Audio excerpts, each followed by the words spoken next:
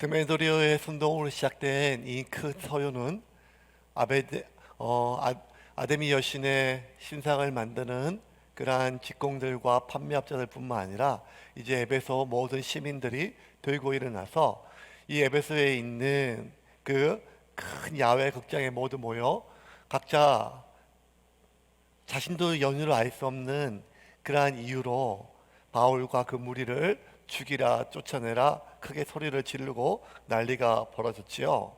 그들은 그렇게 소리를 질렀지만 왜 바울이 죽어야 하는지, 왜 바울과 그 무리가 이 도시를 떠나야 하는지에 대한 자기의 이유가 없었습니다. 각자 자기의 아무런 이유를 알지 못한 채 크게 소리를 지르고 분노를 표출하였습니다. 금방이라도 도시 전체를 뒤엎을 만한 적개심은 이제 그 도시의 최고 행정관인 서기장이 나와서 무리를 진정시키면서 사람들에게 진정하라고 몇 마디 연설을 하자 금방 그들의 분노는 사그라들고 모든 소요는 중지가 되었습니다. 그리고 각자 다 흩어졌습니다. 이것이 오늘 본문의 이해입니다. 근데 이들은 왜 이유도 없이 그렇게 살기와 적개심에 가득 찼을까요? 그냥 서기장 몇 마디에 금방 사그라들어서 각자 집으로 돌아갈 그 정도의 일이라면 왜 그렇게 에베소에 있는 수많은 시민들이 그 야외 극장에 모여서 적개심과 분노로 바울을 죽이자, 쫓아내자, 몰아내자 그렇게 흥분하고 분노한 이유는 뭘까요? 쉽게 그냥 사람들이 이렇게 설명을 하죠. 사람들은 무지해서 그렇다. 무지하고 교육 수준이 낮으면 그냥 흔히 말하는 것처럼 정치인들이 얘기하는 것처럼 민중은 개 돼지라서 그냥 조금만 선동하면 쉽게 움직인다. 그래서 2000년 전에 에베소 사람들도 그냥 아무 생각 없이 그냥 그렇게 몇몇 사람들이 선동하니까 그렇게 움직인 것이 아니겠냐 할 수도 있죠. 하지만 여러분, 그곳에 모여있는 사람들 모두가 2만 명이 넘는 그 모두가 대다수가 다 무지한 사람은 아니었죠. 왜냐하면 에베소는 당대 로마의 가장 최고의 도시 중에 하나였습니다. 로마와 비등하는 알렉산드리아와 그리고 수많은 도시들과 비교했을 때도 전혀 뒤지지 않으면 최고의 도시였고 최고의 교육 수준을 받은 엘리트들이 많았죠. 물론 그 무리들 중에도 있었을 것입니다. 그들 중에는 어떤 사람들은 사리 판단을 분명히 하고 상황 판단을 누구보다 명확하게 하는 사람도 그 무리들 중에 분명히 있었겠지요. 그런데 왜 그들은 교육 수준도 높고 모든 것을 판단하고 그리고 상황이나 사리 분석이나 이런 것들에 대해서 정확한 사람들, 그런 사람들이 있었었고 심지어 종교인들까지도 있었음에도 불구하고 그들은 왜 그렇게 쉽게 흥분하고 바울과 그 무리에 대해서 적개심과 사리를 가지게 되었을까요? 그 이유에 대해서 누가는 한 번 더 이렇게 설명합니다. 32절 읽겠습니다. 같이 읽겠습니다. 사람들이 외쳐 어떤 이는 이런 말을 어떤 이는 저런 말을 하니 모인 무리가 분란하여 태반이나 어찌하여 모였는지 알지 못하더라. 자, 어찌하여 알지 못하더라, 알지 못하다. 이 알다라고 하는 말에 번역된 단어는 에이도인데요. 이 안다, 이 에이도라는 단어는요, 사실은 1차적 의미가 그보다 더 앞선 1차적 의미는 뭔가 하면 보다라는 뜻입니다. 보다. 그러니까, 이게 직역하면 이런 거죠. 그들이 보지 못하더라, 보지 않더라가 맞죠. 그러니까 그들은 왜 그렇게 모여야 하는지에 대해서 보지를 않은 거죠. 듣지를 않은 거죠. 살다 보면 참 우리 사람들이 부부가 되었던 자식이 되었던 교회가 되었던 직장이 되었던 어디를 가든 참 사람들은 자기가 보고 싶은 것만 보고 듣고 싶은 것만 듣는 것이 참 점점 더 강화되는 것 같습니다. 1시간을 얘기해도 2시간을 얘기해도 아니 어제도 얘기하고 그제도 얘기했는데 늘 제자리인 거 보면 내 얘기를 하나도 듣지 않고 자기가 듣고 싶은 것만 보고 싶은 것만 그렇게 보고 듣습니다. 여러분, 제가 7년 교제하고 결혼했거든요. 그리고 한참 지나서 진짜 제 친구들하고 제 후배들이 저희 집사람한테 뭐라고 얘기했는가 하면 언니는 정말 저 희귀 오빠가 혀 짧은 걸 몰랐어? 그렇게 얘기를. 진짜 몰랐대요. 7년 동안 교제하면서 결혼하고도 한참 17년 동안 내가 혀 짧았다는 생각을 하나도 해본 적도 없고 혀가 짧게 들리지가 않다는 거예요. 제가 그 얘기 들을 때마다 야, 우리 교회 생전 처음 와서 생전 처음 날 보던 사람도 7년이 아니라 7분만 지나면 내가 혀 짧은 걸 다 아는데 어떻게 저렇게 모를까? 그래서 전부 다 뭐 눈에 콩깍지가 씌었다, 귀에 뭐가 들렸다, 뭐 이렇게 하는데 우리가 이렇게 사람들을 좋은 것만 보고 자기가 좋은 것만 듣기도 하지만 또 반대로 사람들은 참 자기가 그 사람이 안 좋은 것과 나를 공격하는 것만 보고 듣는 것으로 일상화된 것이 참 많습니다. 물론 우리가 사는 것이 이게 문명화된 인간 세상이 아니고 완전 야생이고 지금도 짐승들의 위협이 있는 곳이면 마치 초식 동물처럼 바스락 소리만 나도 나를 해치는 육식 동물인지 뭔가 소리만 들려도 나를 죽이려 오는 어떤 동물이 있는 약육강식의 그러한 세상에 산다면 우리는 우리 주변에서 들리는 수많은 많은 자극들을 나의 생존과 나의 안전을 위협하는 위험시로 듣는 것은 어쩌면 그거는 뭐 우리의 생존에 도움이 되지요.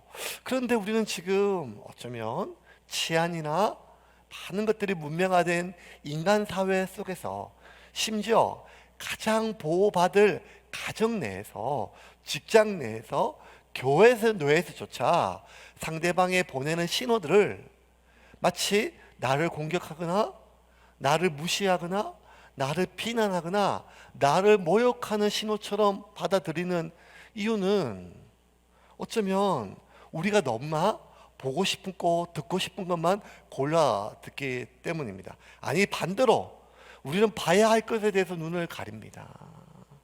내가 진짜 들어야 될 것에 대해서는 귀를 막지요. 그래서 참 직장 생활에서 정말 어려운 것은 일보다 말이 안 통하는 동료이고 말이 안 통하는 상사입니다. 정말 말이 안 통하죠. 가정에서도 마찬가지고 학교에서도 마찬가지고 정말 말이 통하지 않는 사람과 같이 일하고 같이 밥을 먹고 같이 산다는 것은 그것만큼 힘든 일이 없습니다. 왜 그렇게 말이 안 통할까? 똑같이 한국말 쓰는데 귀를 막고 마음을 막고 눈을 막기 때문이죠. 한국에서 학대받던 아이들이 외국에서 입양되면 전혀 말이 통하지 않죠. 그런데 전혀 말이 통하지 않는 이 푸른 눈에 이 금발의 이 벽 안에 부모들은 내 말을 내가 한국말 하나도 모르면도 불구하고 내 말을 알아듣고 내가 하는 것에 대해서 귀담아 듣을 뿐만 아니라 알아듣고 알아보고 있다는 거예요.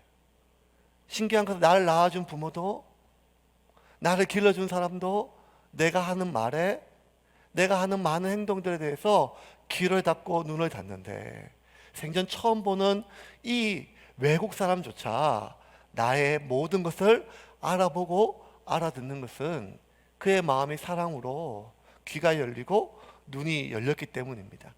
우리가 조금만 아니 주의를 기울이지 않아도 닫지만 안 하면 다 보입니다. 닫지만 않으면 다 들려요.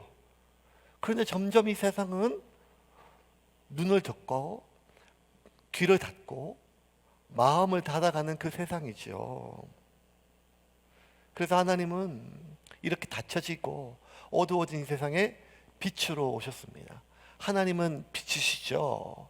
빛이 비추면 가장 큰 변화는 어두워진 것이 보이기 시작한다는 것입니다.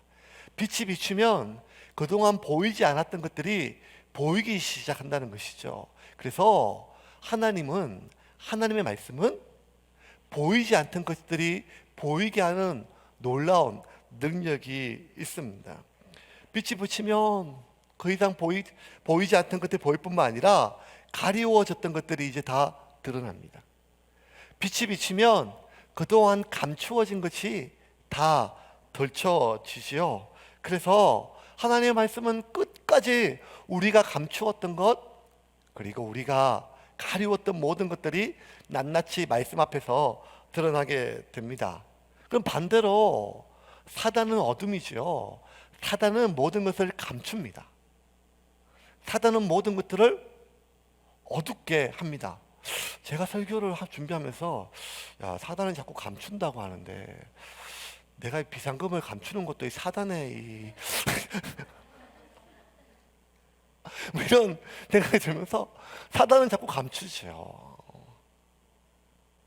사단은 자꾸만 가리웁니다. 그래서 여러분, 사단은 그렇게 감추고 가려움에도 불구하고 사단이 인류 최초의 사람 아담을 유혹할 때는 가리는 것이 아니라 반대로 눈을 밝게 한다고 아담을 유혹했어요. 창세기 3장 5절 한번 볼까요? 같이 읽겠습니다. 너희가 그것을 먹는 날에는 너희 눈이 밝아져 하나님과 같이 되어 선악을 알 줄 하나님이 아심이니라. 모든 것을 가리고 모든 것을 감추고 모든 것을 어둡게 하는 그 사단이 최초로 사람을 유혹할 때는 오히려 반대로 밝게 한다는 거예요. 너희 눈이 밝아져 하나님처럼 밝아져 모든 선악을 분별할 수 있게 한다.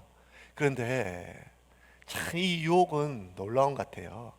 아무것도 하지 않고 유혹만 했음에도 불구하고 벌써 이 유혹을 듣고 어떤 행동을 취하지도 않았는데도 아담과 하와의 눈은 밝아지기보다 어두워졌습니다.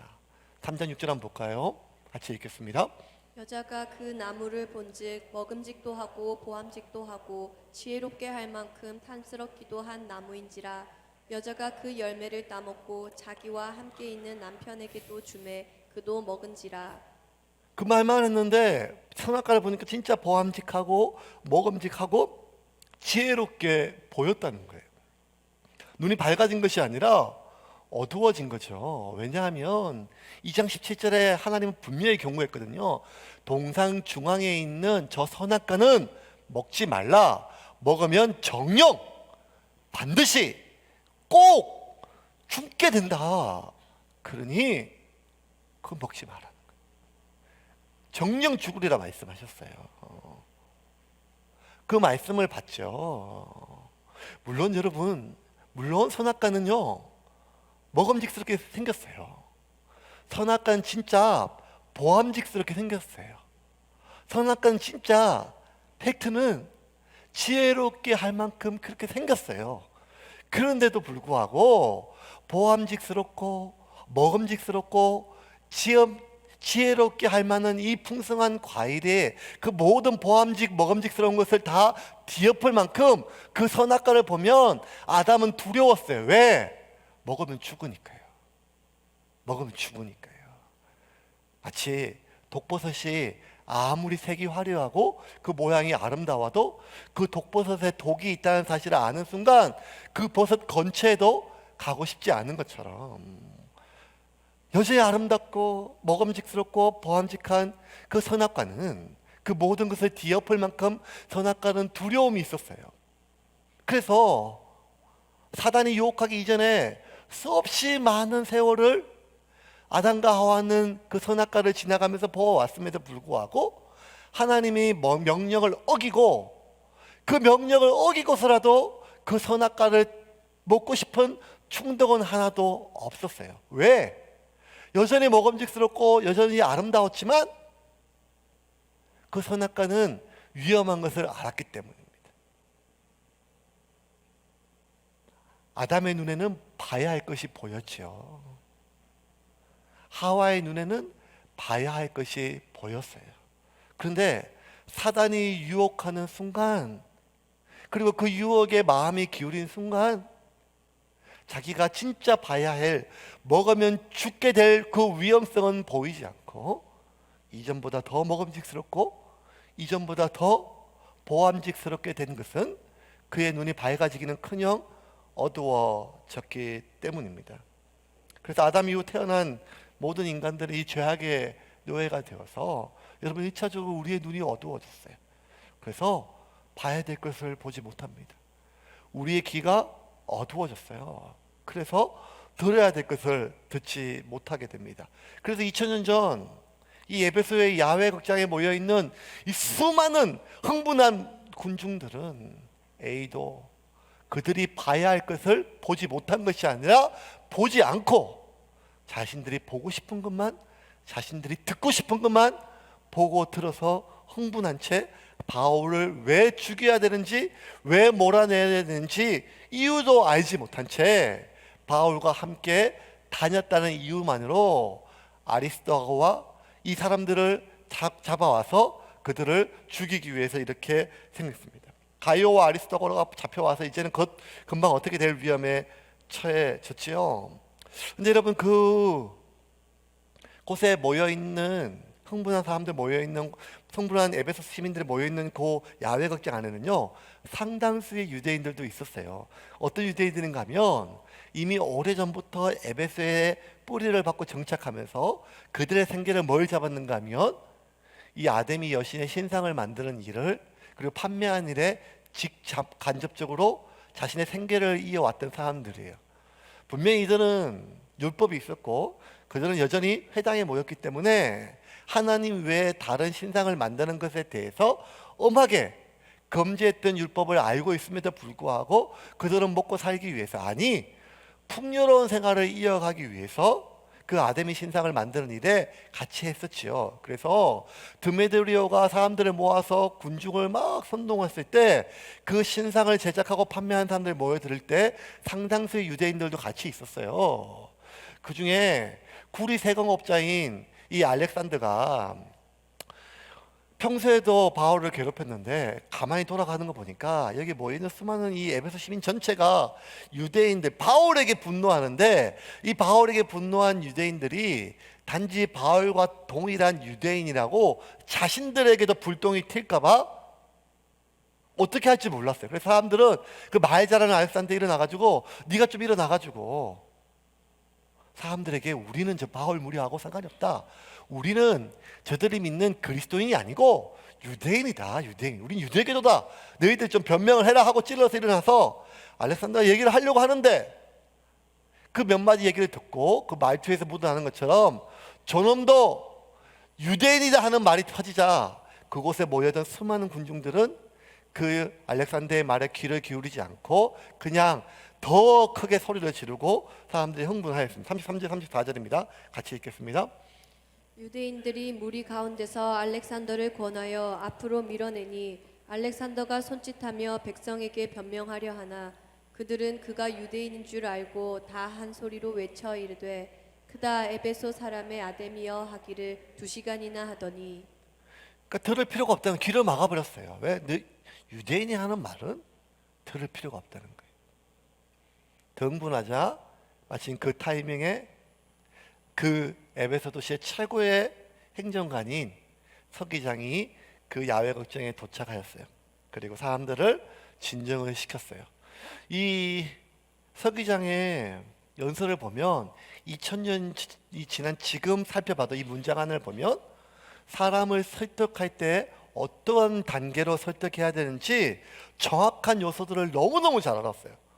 역시 당시의 사람들은 수사학과 웅변학 뭐 이런 것들을 다 같이 배우는 정치인들이 많았기 때문에 굉장히 설득력 있고 논리적 있고 가마력 있는 이야기였어요. 먼저 이 서기장은 그 모여있는 사람들을 무조건 탓하거나 해산시키지 않고 그들의 분노에 대해서 공감해 줬어요. 35절 볼까요? 같이 읽겠습니다. 서기장이 무리를 진정시키고 이르되 에베소 사람들아 에베소시가 큰 아데미와 제우스에게서 내려온 우상의 신전지기가 된 줄을 누가 알지 못하겠느냐. 야, 여러분들, 내가 왜 이렇게 여러분들 성분한지 안다. 우리 여러분들 다 이 아데미 여신의 신전지기가 되는, 그 아데미 여신을 지키고 아데미 여신을 보호하는데 자청했던 그런 사람들 아닙니까? 여러분들이 왜 그렇게 흥분한지 이해를 합니다 하면서 먼저 그들의 분노에 대해서 공감해 주었어요. 그리고 그들이 일단 위험한 행동을, 2차 행동을 하지 않도록, 경솔을 하지 않도록, 위험한 행동을 하지 않도록 사람들을 진정시켰어요. 36절입니다.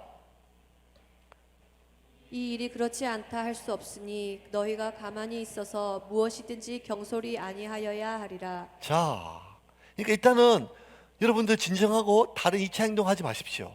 그리고 뭘 했는가 하면 그 다음부터 사람들이 조금 진정되니까 이제서야 뭘 하는가 하면 팩트를 체크해 줘요. 여러분들 이런 이유로 흥분을 하였는데 정말 그러한가? 37절입니다.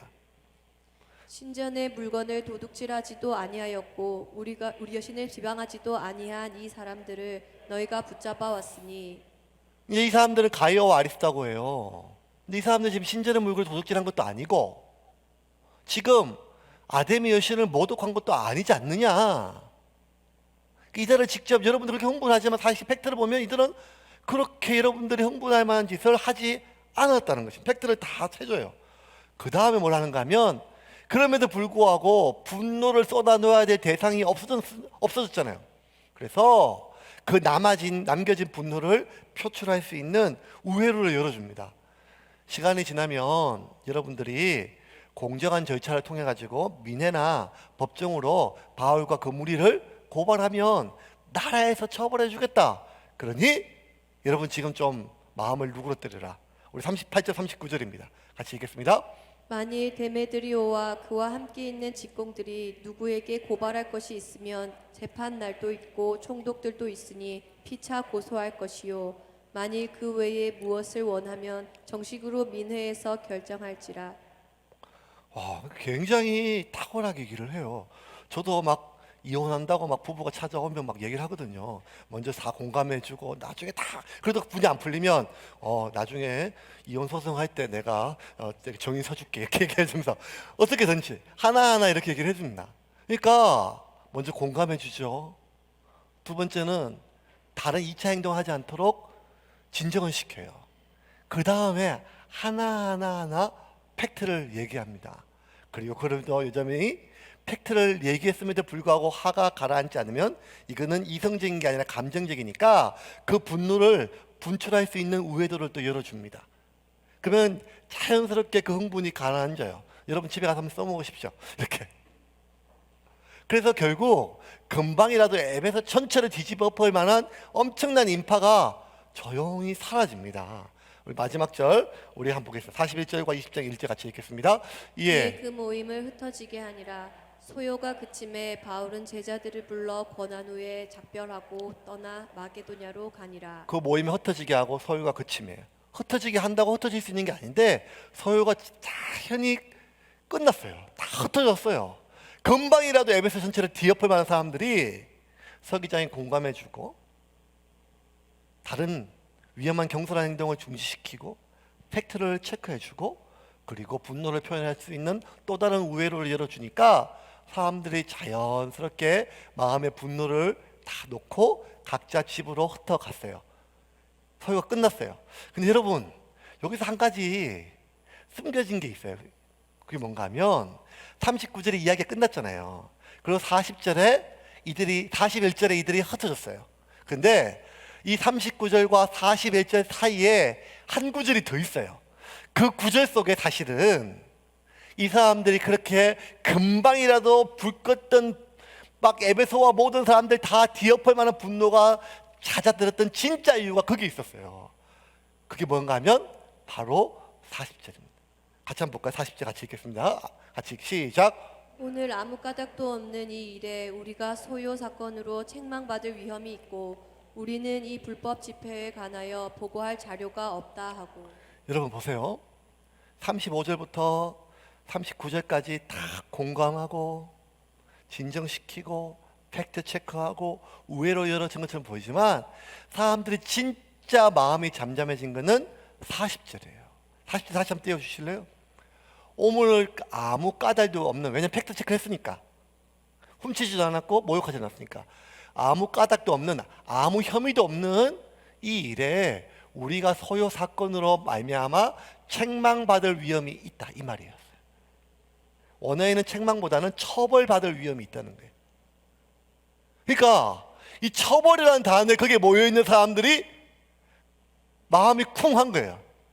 지금까지는 이 바울, 유대인, 가이오, 아리스타고 뭐 이런 사람들 막 분노로 있다가 갑자기 다 팩트 체크하고 구체적으로 너희들 흥분한 이유들 너도 잘 모르지 않냐, 이렇게 이런 일이 없다.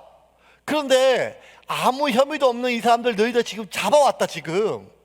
그 이거는 너희들 지금 이 로마 법에 의하면 심각한 처벌받을 위험에 있다. 너희들 고소당한다. 벌금이 아니라 잡혀갈 수 있다. 특별히 로마는요, 이런 집회법이나 이런 소유법이 굉장히 엄했거든요. 그러니 방금 전까지 그렇게 분노하던 사람들 갑자기 그 모든 분노는 타인이었어요. 바울이었어요. 아리스타고와 가이오였어요. 그런데 모든 관심이 어딘가 하면 처벌받는다 하는 말에 자기가 받을 처벌에 집중되기 시작했어요. 자기가 입을 손해, 자기 잡혀갈 것에 대해서. 그러니 금방 사람들은 차분해지고 각자 집으로 흩어졌어요. 바울에 대한 혐의가 없어져서 다 이해돼서 분노가 누그러진 게 아니라 자기가 오히려 처벌받을까 봐 겁이 나서 다 도망갔다는 말이에요. 인간은 이토록 자기가 받는 손해에 대해서 민감합니다. 인간은 이토록 자기가 받는 오해에 대해서는 진짜 민감해요. 인간은 이토록 자기가 받는 비난에 대해서는, 고통에 대해서는 정말 이렇게 민감해요. 왜냐하면 자기 고통당하고 손해 입을까 봐, 모욕당할까 봐. 그런데 자기가 받는 그 처벌에는, 그 모욕에는, 그 비난에는 그렇게 민감하면서 자기가 아닌 타인, 바울이든 누구든 타인의 비난과 모욕 정도가 아니라 목숨을 잃어버리는 일조차도 너무너무 무감한 거예요. 왜 그런지도 모르고 죽여야 된다 하고, 왜 그런지도 모르고 그냥 흥분해서 다 없어져야 된다 하고, 다 문 닫아야 된다 하고, 저런 것들은 다 몰아내야 된다고 하는 이 분노의 가장 큰 이유는 무엇인가 하면 그 사람의 행동이 그만큼 부도덕하거나 비윤리적이서가 아니라 사람은 자신에게 그렇게 자신의 고통에는 초민감하면서 타인의 고통에서는 지독할 만큼 무공감하고 무감한 악의 실체가 우리 안에 있기 때문입니다. 예수님이 이 땅에 오셔서 하셨던 계명을 다 하나로 요약하면 하나예요. 마음을 다하고 뜻을 다하고 목숨을 다하여 주 하나님을 사랑하고 이와 같이 내 이웃을 내 몸과 같이 사랑하라 했어요. 내 몸과 같이. 내가 아프면 상대방도 아프고, 내가 추우면 상대방도 추울 것 같고, 내가 지금 고통스러우면 상대방도 힘들 것 같은 게 당연하게 내 몸과 같이 느껴져야 되는데, 마치 한 몸이었지만 고통당하면 꼬리를 잘라버리는 도마뱀처럼 꼬리를 자르는 순간 잘려진 그 도마뱀이 1년 동안 10년 동안 내 몸에 같이 붙어있던 그것조차 잊어버리고 어떤 처지를 당하든지 상관없는 것처럼 우리는 철저하게 차단하는, 봐야 될 것을 보지 못하고 들어야 될 것 듣지 못하는 타인의 고통에 대해서 철저하게 눈과 귀를 막아버리는 이것이 바로 악의 실체라고 오늘 본문은 우리에게 이야기하고 있습니다. 왜 그랬을까요? 왜 이토록 우리는 타인의 고통에 대해서 무감할까요?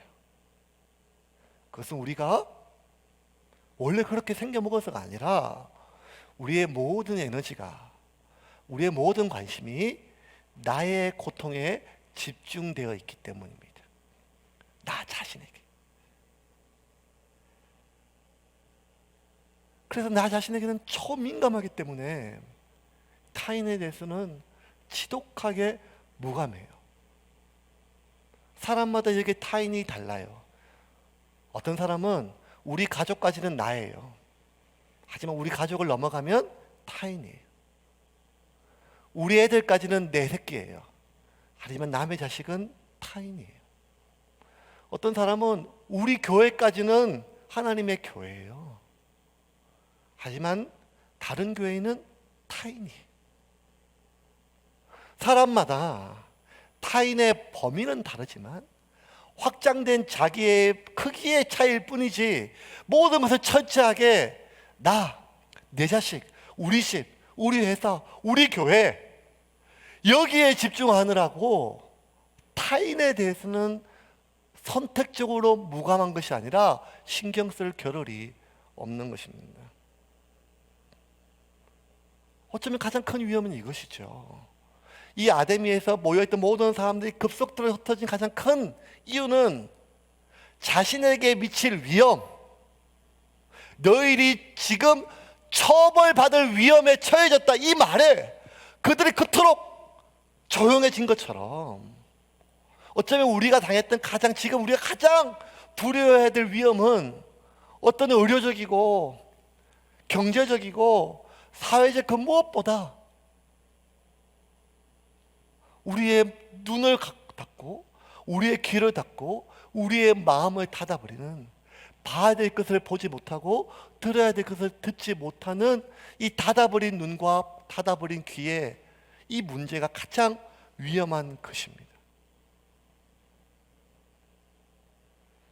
바울은 그 디모데에게 보내는 마지막 편지, 유서 같은 편지에 마지막 때가 되면 결국 모든 사람들이 고통을 피할 수가 없다, 다 고통을 당할 것이다. 그런데 고통을 당하는 이유가 무엇인가 하면 하늘에서 유황비가 떨어지고 땅에서 황충이 나와서 모든 사람을 갉아먹어서가 아니라 하늘은 멀쩡하고 땅도 고요한데 모든 사람들이 너무 자기 자신만을 사랑해서 타인에 대해서 무정해지기 때문이라는 거예요. 그래서 디모데후서 3장에 이렇게 바울은 디모데에게 편지를 썼습니다. 같이 한번 보겠습니다. 1절 3절까지 읽겠습니다. 너는 이것을 알라. 말세에 고통하는 때가 이르러 사람들이 자기를 사랑하며 돈을 사랑하며 자랑하며 교만하며 비방하며 부모를 거역하며 감사하지 아니하며 거룩하지 아니하며 무정하며 원통함을 풀지 아니하며 모함하며 절제하지 못하며 사나우며 선한 것을 좋아하지 아니하며. 3장 1절 2절 다시 볼게요. 너희는 이것을 알라. 말세에 고통하는 때가 이르니. 말세에 고통을 해요. 근데 그 고통의 이유는요, 하늘의 놀라운 천재지변, 자연재해, 엄청난 기근과 전쟁보다 더 무서운 것은 사람들이 돈을 사랑하고 자랑하고 교만하고 비방하고 부여를 거역하고 감사하고 거룩하지 않고 감사하지 않고 무정하고 원통함을 풀지 않고 뭐 이런 것도 있지만, 그 모든 것은 2절에 그 가장 원인이 무엇인가 하면 사람들이 자기를 사랑한다. 자기를 사랑하는 것이 뭐가 죄가 되겠습니까? 자기를 사랑하는 죄가 안 돼요. 그런데 자기만을 사랑하는 것은 무엇보다 큰 죄가 됩니다. 왜냐하면 내 몸과 같이 내 이웃을 사랑하라 했는데 자기를 사랑하느라고 타인을 사랑하지 못하는 이 죄는 악의 시작이라는 거예요. 왜? 내가 직접 타인에게 칼로 찌르거나 그의 물건을 훔치지 않았지만 그의 고통에 대해서, 그의 아픔에 대해서 우리의 귀와 눈을 닫아버리고 막아버리고 마음을 닫아버렸다면 이거는 악 중에 악이고 가장 사탄의 큰 유혹 중에 유혹이라고 바울은 우리에게 이야기하고 있습니다. 말씀을 이제 좀 정리를 하겠습니다. 어쩌면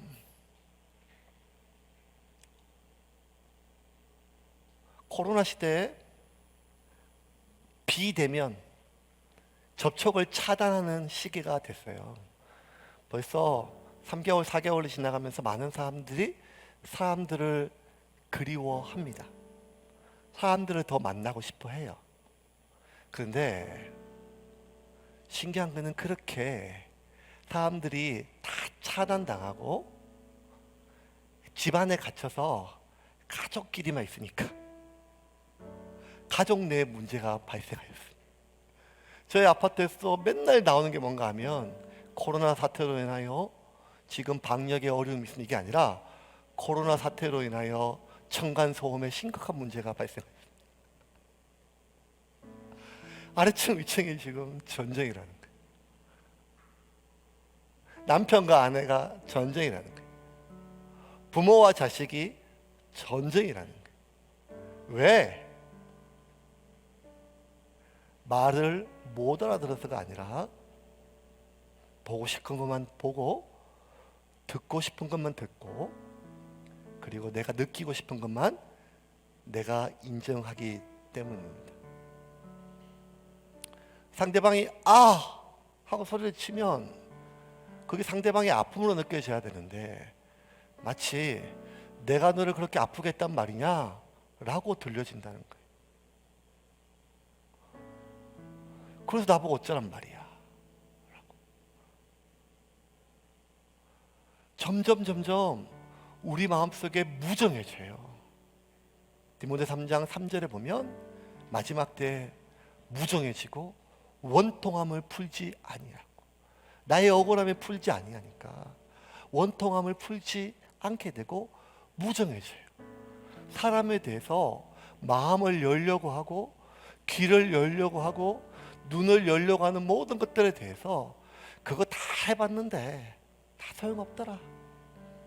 교인도, 교회도, 심지어 남편도, 아내도, 자식도 결국 아무것도 아니고 소용없더라 하는 마음으로 자꾸만 우리의 마음이 닫혀지니까, 우리가 평생 살아있었던 부모조차도, 부모와 자식조차도 그렇게 마음이 무정해지는데, 한 교회 공동체나 한 마을이나 한 아파트나 같이 사는 그 사람들에 대해서 우리의 그들의 고통에 대해서 어떻게 길을 열 수가 있겠습니까? 사람들은 얘기하죠. 각박해서 그렇다. 사는 게 힘들어서, 어려워서, 너무 힘들어서, 여유가 없어서. 근데 여러분 보세요. 우리 부산 사는데, 부산은 수백만 명의 피난민들을 다 안아준 도시예요. 내가 먹을 것이 없어도, 말은 그렇게 걸걸하게 하고 무섭게 해도, 내가 먹을 것이 없고 내가 마실 것이 없고 내가 잠자할 공간이 없어도 그 어려운 전쟁통에서도 전국 각지에 있는 수백만 명을 다 안아줬어요. 왜? 여유가 없지 않게. 먹을 거는, 사는 것은 여유가 없었지만 타인의 고통에 공감이 갔기 때문이에요. 우리도 이렇게 배고픈데 저 집은 얼마나 배가 고플까? 우리는 저런 데 처지면 어떻게 할까? 한국교회의 가장 큰 위기는 목회자의 타락과 성도의 비윤리성 맞습니다. 하지만 그것보다 더 큰, 가장 큰 위기는 개교회주의입니다. 개교회주의입니다. 어려운 시기를 우리도 보내고 있지만 우리가 힘들면 다른 교회도 힘들 수 있음을 기억하고 돌아보는 우리가 되기를 제가 스스로 다짐해 봅니다. 뿐만 아니라 여러분, 닫아버린 눈을, 닫아버린 귀를 열고 사랑하는 가족과 사랑하는 동료와 사랑하는 누구라도 우리가 마음이 굳어지고 무정해지는 것을 두려워하며 그들의 고통의 소리에 귀를 기울일 수 있는 여러분이 되기를 주님의 이름으로 축원합니다. 그래서 30년 동안 제자 훈련 받은 어떤 깐깐한 권사님보다 시골에 정말 무지렁이 할매처럼 어떤 얘기를 들어도 어이구 어떡하냐, 어이구 어떡하냐, 마치 자기 이야기처럼 아파하고 공감해주는 그런 따뜻한 마음이 넘쳐나는 저와 여러분이 되기를 주님의 이름으로 축원합니다.